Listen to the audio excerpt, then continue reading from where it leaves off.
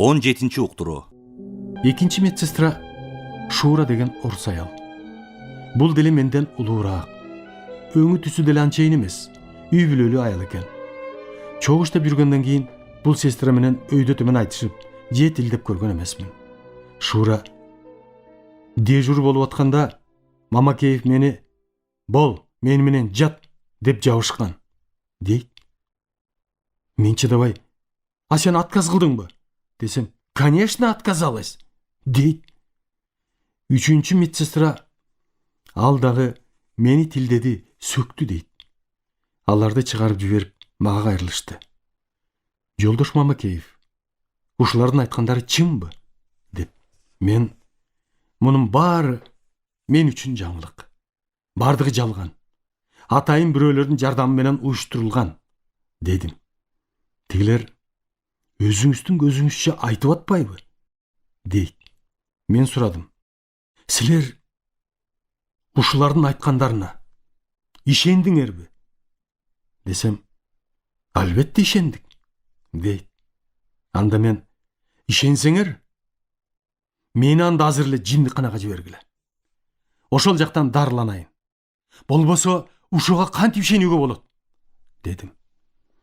Болбой эле бардыгы чындык деп жазып директорго беришиптир. Бир аз күндөн кийин Нургазиева чакырды. Кирсем, эже ачуулуу, кабагы ачылбайт. Түз эле мени жемелеп кирди. "Сен өзүң начар, тартибиң жок, акмак бала экенсиң. Бул эмне кылганың? Бул хулигандык. Бул силер кыргыздардан эчтеке чыкпайт. Беш бармак чанаш чыттанып эле турасыңар. Карагылачы", деп бир еврейди мактап кирди. "Ошондой боло албайсыңар". Катуу эле жемеледи. Бүткөндөн кийин мен: "Эже, сиз дагы ушуга ишендиңизби?" десем: "Эмне үчүн ишенбейм? Бүт болгон окуя чындык экен деп комиссия жазып келсе", дейт. Чындыгында эженики дагы туура. Комиссиянын жазганын айтып атат да. Мен: "Эже, мунун баары жалган. Бирөө да чындык эмес. Муну жанагы ассистенттер, хирургия бөлүмүнүн жетекчиси уюштуруп жасап атышат. Булар мени жогото албай атышат", деп жанталашсам, эже болбоду.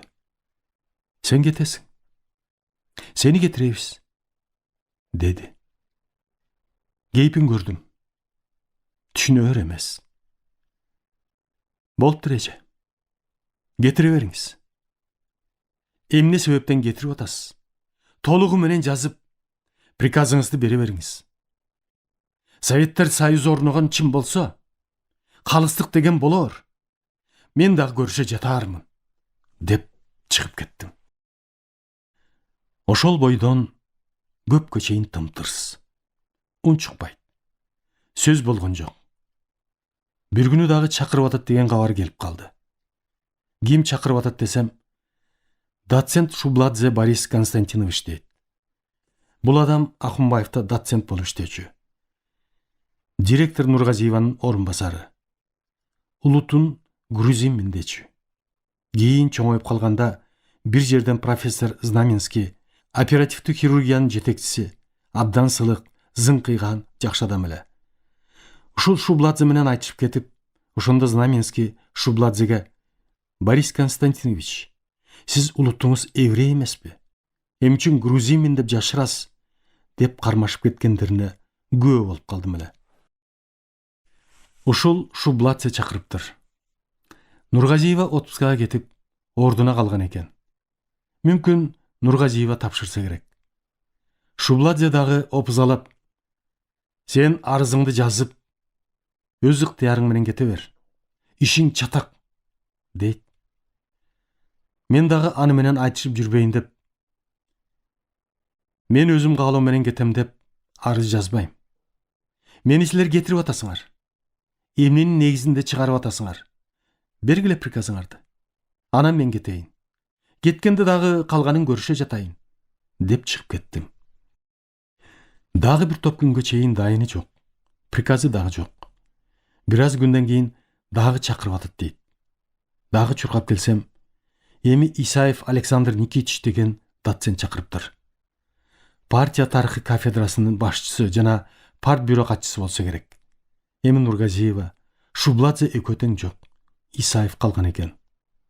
Көрүнүшү өтө зор, толук келген, кашка баш, курсактуу адам. Бизге келгиче көп жыл республикалык партиялык мектептин директору болуп иштептир. Мен көп деле таанычу эмесмин. Анда мен тааныгандай көрүнүктүү деле иш кыла эле келем. Исаев директордун кабинетинде отурган экен. Учурашып жакшы кабыл алды. Маңдайына отургузуп, «Мамбетчик» деп баштады. Мен кубанып калдым. Минтип эркелетип айтканына караганда ишим түзүк го деп ойлоп. Сенин ишиң чатак экен. Көп узарып, чатакка айлантпай, ырбатпай, мен сага кеңеш берейин.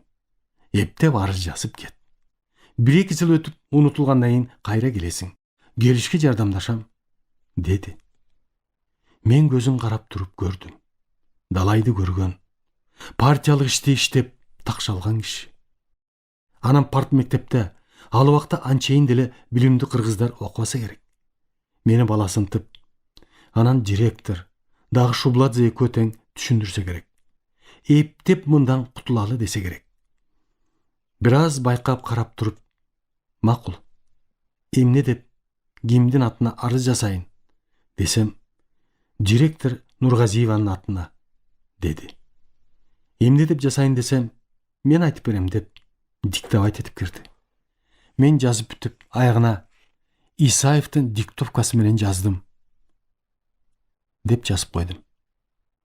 Исаев: молодец. Мурун эле ушинтип ызылдатпай тынч эле кете берсең дурус болмок, деди. Арызымды алып, кол коеюн деп атып, сүрүп бузула түштү. Ай бала, бул эмне деп жазганың?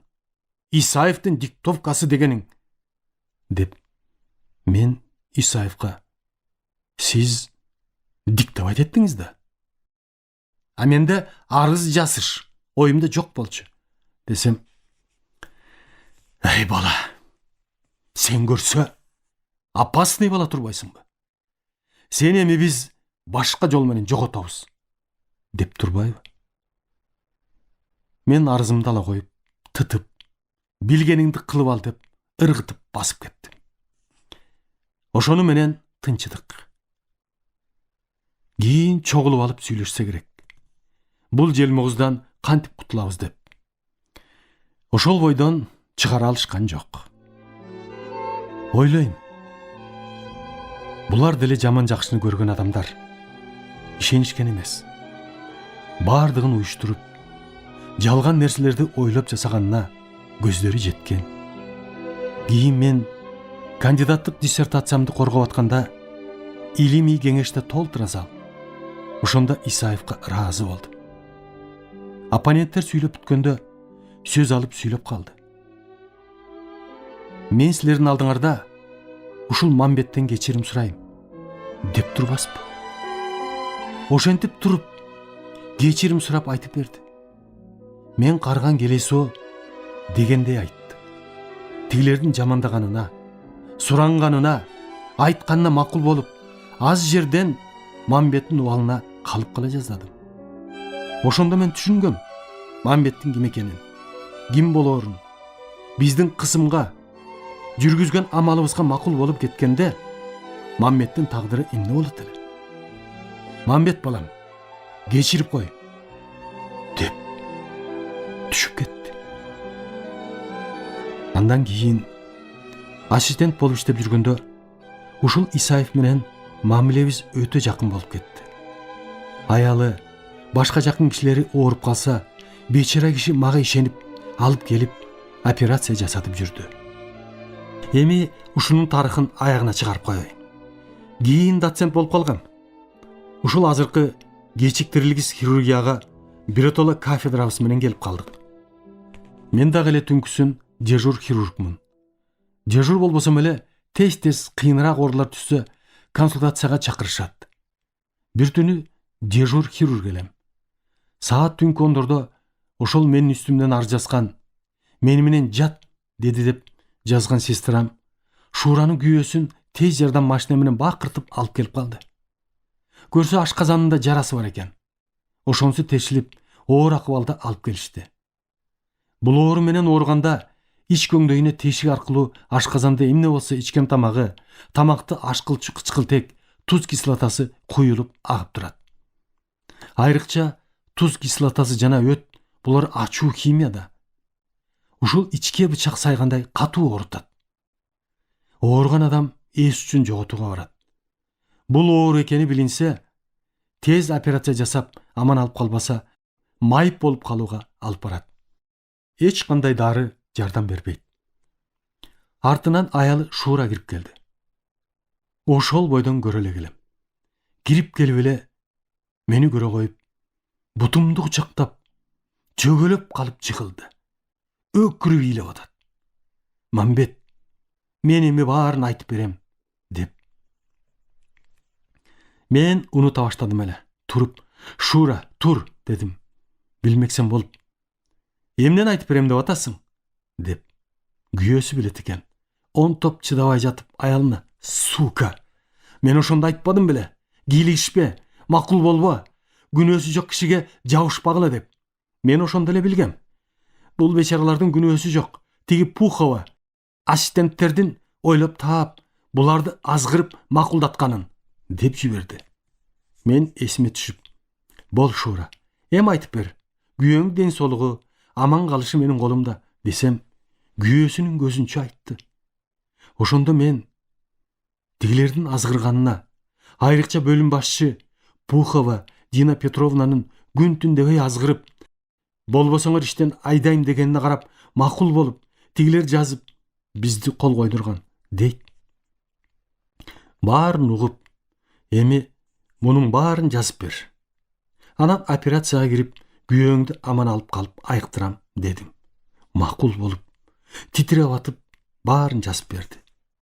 Күйөөсүн операция жасап, ашказанындагы жарасы жарылган экен. Ашказандын 3/2 алып салып, айыгып кетти.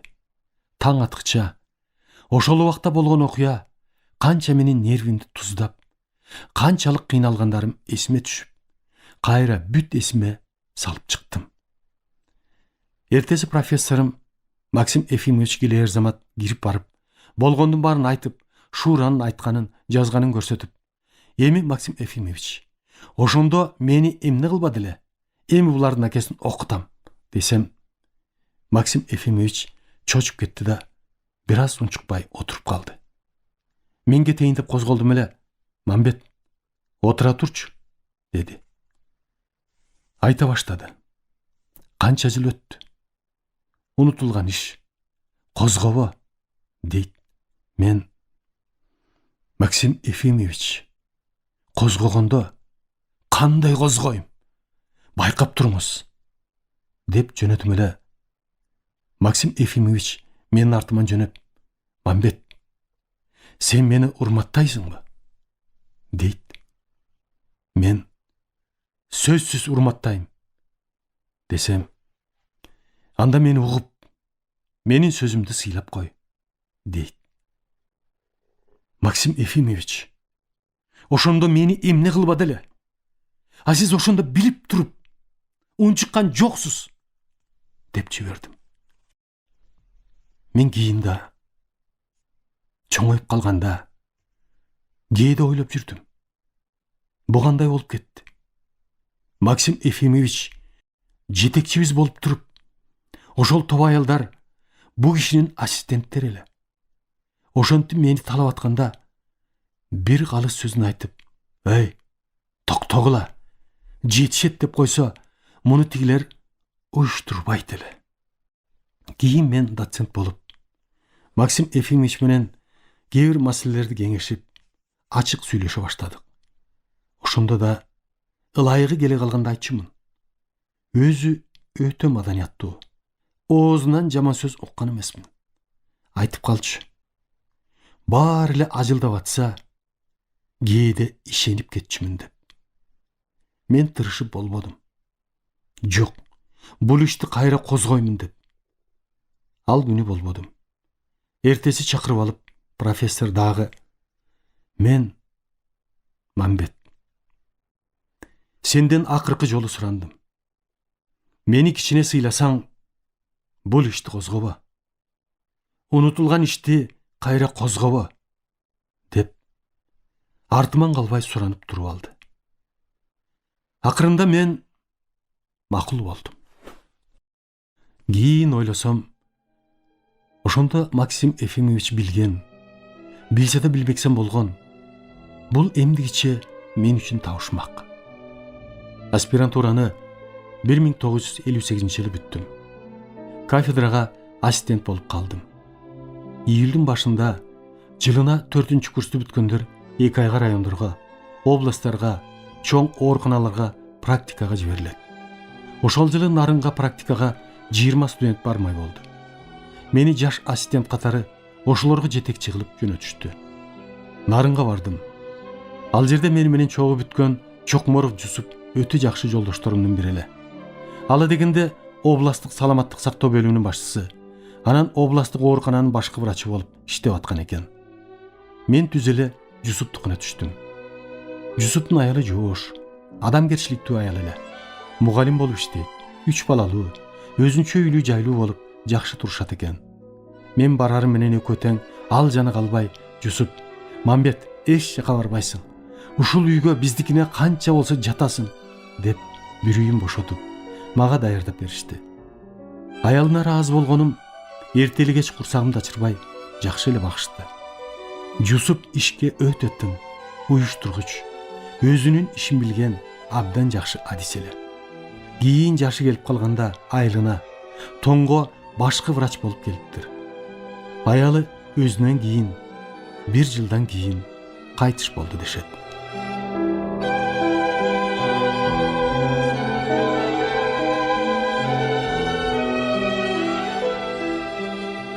Эми ошол 1958-жылы Нарынга студенттер менен практикага барганда эсимде калгандардын кээ бирин эскерип кетейин. Нарынга баргандын эртеси эле ооруканага келип, студенттерди чогултуп бөлүштүрүп, эмне кылыш керек, кандай практика өтүш керек, бардыгын түшүндүрүп бердим. Анда 4-курсту бүтүп барган студенттердин милдети укол куйганды, ашказанды жууганды, клизма жасаганды үйрөнүү, ооруп аткан адамдарга жардам берүү, жаткан жерин оңдоо, көчүк башын тазалап жууганга жардам берүү, операцияга катышып, ассистенттик кылуу, оору таржымалын жазганды үйрөнүү жана ушул өңдүү кийин врач болгондо керек болчу нерселерди ушул практикадан үйрөтүп барышыбыз керек. Менин жетекчи катары милдетим күнүгө булар менен сабак өтүү жана хирургияга даярдоо. Ошентип абдан активдүү иштей баштадым. Областтык оорукананын кейпи ошол убакта абдан эскирген, начар абалда экен. Хирургтары деле жок эсе. 2-3 күн өткөндөн кийин бат эле Фрунзеден чоң доктор келди деп угуп калышса керек. Ооруган адамдар чубап келе баштады. Саат 5-терде бүгүн кире баштаганда Жусуптукунда эс алып атсам, аялым аке, 2-3 киши келиптир. Сени сурап эшикте турат, дейт. Чыксам, 2 адам турган экен. Биз сизге келдик эле. Көптөн бери оорукчан аялыбыз бар. Ошону алыстан, жайлоодон атайын сизге көрсөтөлү деп алып келдик, дейт. Мен кайда ооруган кишиңер десем, эшикте турат дейт. Кородон чыксам, бир бие турат. Таң калганым кайда десем, биенин үстүн көрсөтөт. Карасам, жоош бие экен. Ээрдин үстүнө 2 капталын жыгачтан байлаштырып, төшөк салып, анын үстүнө жаткызып алып келишиптир. Көптөн бери ооруйт, тура да албайт, баса да албайт дешти. Жуурканды аттын үстүнөн ачып карасам, бир кумуш. Бүктөшкөн сөөгү менен эле териси бар. Аппарык. Араң жаныбар адам жатат. Курсагы казандай шишик. Түз эле ооруканага жибердим. Жаткызгыла деп. Бир аздан кийин бирөө келди. Албай койду деп. Ошондон ачуум келип, ооруканага чуркап келсем, врачы, сестра турган экен. Эмне жаткызган жоксуңар десем, мени көпчүлүгү тааныш эле келе. Дежурный врач бияка чакырып, Мамбет Мамакеевич, бул аялды биз билебиз. Бизге 2-3 жолу жатып чыккан. Диагнозу рак оорусу, өтүшүп кеткен формасы, дейт. Чындыгында эле көрүнүшү ошого окшошуп турат. Мен болсо бул бечара атайын алыс жактан жан талашып келген экен. Жаткызгыла, бир аз дарылап жардам берип жиберели деп жаткыздык. Мен тойлонуп калдым. Андай оор болсо колубуздан эч нерсе келбейт го деп. Эмне кылыш керек? Дары дармектерин жазып берип, ушуларды жасагыла деп сестрага тапшырып, кайра Жусуптукуна келдим. Ушул адам башымда такай туруп алды. Эртеси ооруканага келип, врачтардан бурун жатып кетип жүрүптүр. Ошол оору таржымалын мага таап бергилечи десем, таап келишти. Чындыгында эле баардык оору таржымалында аялдардын рак оорусу деп жазылып турат. Гинеколог, терапевт, врачтарды чакыртсам, баары эле бул ооруну билебиз, өтүшүп кеткен деп үйүнө чыгарып беришкен экен. Ооруган адамды бир нече жолу студенттер менен көрдүм. Эми арыктап, териси менен сөөгүлө калган. Колу буту көптөн бери кыймылдабай, бүк түшүп жатып жүрүп, колу буту дагы жазылбай калган. Колу буту, муундары бир жума кыймылдабай, иштетпей бир калыпта жатып калса, ошол бойдон түзөлбөй, сунулбай катып калат. Ооруганы 5-6 жыл болуптур. 3-4 күн өтүп кетти. Жусуптукунда жаттым эле. Ушул аял бечара оюмдан кетпей койду. Ойлондум. Эгер көптөн бери ооруса, рак деп коюшса, эмне үчүн эмдигиче жашап келатат? Мындай өтүшүп кеткен болсо, эч аяк эле кайтыш болуп калат эле го, деген ой кетти. Тура калып эле ооруканага чуркадым. Келип сестрага шприц, новокаин даярда дедим. Шприцке новокаин коюп туруп, ичинин чоңдугу мына төрөйүн деп турган аялдардын курсагындай. Ошол шишикке оорутпай турчу новокаин дарысын куюп, жоонураак ийне менен сайып тартсам эле, коюу ириң атып чыкты. Ошол замат эртең операцияга даярдагыла деп кеттим. Эртеси операция жасадым. Жаңкы шишиктин чоңдугу укмуш. Мындайды буга чейин көрө эле келем. Козголбойт. Тышка чыгарууга, алышка мүмкүн эмес. Чоң, жоонураак ийне сайып, 4 литрге чейин ириңин сордуруп, тиги шишиктин көлөмү кичирейип, анан кескен жараны тышына чыгарып, бүтүндөй алып салдым. Рак оорусунун жыты жок экени түшүнүктүү болду. Бул оору аялдарда болот. Аялдардын жыныстык органынан, жумурткасынан ыйлаактап өсүп отуруп, адегенде ичинде суу болуп, ошол сууга инфекция аралашса ириңдеп кетет. Ириң дегенде ооруган адамдын акыбалы өтө начарлай баштайт. Алганда 15 килограмм чыкты. Калган органдары, ичеги карды, жатыны баардыгы таза. Врачтар, студенттер баары карап турушту. Катачылык кетиргендерин мойнуна алышып, унчукпай шылкыйып турушту. Мындай катачылык врачтар арасында боло берет. Ойлош керек. Анан абдан тыкандык менен текшерип, өзлөрү күмөндөр болсо, диагнозун башка тажрыйбасы бар врачтарга же ошол оору боюнча адистерге жибериш керек. Анан жана менин оюма кылт эткен ой, эмне үчүн рак болсо мынча көп жашап жүрөт? Ошол менин кылт эткен оюм бул аялды аман алып калды. Операциядан кийин колу бутун күчкө салып түздөп оңдодук. Ал акыбалы өтө начар. Араң эле жаны бар. Дары дармектин дагы көпчүлүгү жок. Кан басымы өтө ылдый. Араң эле дем алат. Организми ушунчалык начарлаган. Эмне кылыш керек? Кээде операция 100% айыктырып жибербейт. Операция кээде 50% жардам берсе, 50%-ында операциядан кийинки камкордук, дары дармек жардам берет. Ооруканада жанагы эле глюкоза, физраствор, азыркыдай канын толтурчу, алмаштыруучу дары дармектин ал убакта нарында чыты да жок. Эртеси карасам, ушунчалык оор. Кандай болбосун кан таап куюш керек болуп турат. Кан дегендин жыты жок. Оюма шак түштү. Студенттер ар дайым мени менен чогуу ооруну тегеректеп карап турган. 20 студентти карап туруп, тез каныңардын группасын текшергиле десем, кээси эмне болуп кетти агай дешет. Бул оорулууну аман алып калыш үчүн кан керек. Силер каныңардын группасы туура келгендер бергиле десем, Кудай жалгап, баары макул болуп, тез кандын группасын текшерип жиберишти. 20-сынын 4-өөнүн кандын группасы туура чыкты. Ооруган адамдын жанына отуруп алып, тиги студенттерди жакын жаткызып, шприц менен канын алып, түз эле тиги оорулууга куя баштадым. 4-өөнөн 800 грамм кан алып куйдум. Ооруган аялдын ал акыбалы оңоло түштү. Кан басымы жогорулап, өңү кызарды. Кичинеден тамак аш ичире баштады.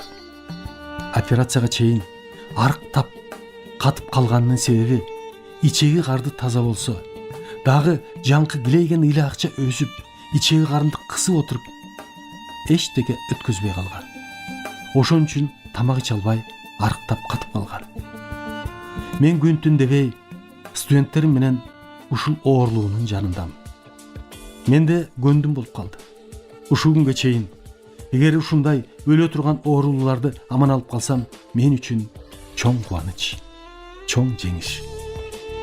Ошондогу студенттериме чоң рахмат. Кийин булар институтту бүтүп, республиканын булуң бурчтарында ийгиликтүү иштеп жүрүшөт. Ошондон бери 50 жылдан ашып калды. Ушул китепти окуп калышса, эстерине түшөр. Ошентип жанталашып атып, бул аялды бутуна тургузуп, айыктырып алдык. Мен кеткиче жатты. Менин көзүм жетти айыгып кетишине. Убактым бүтүп, Фрунзеге кете бердим.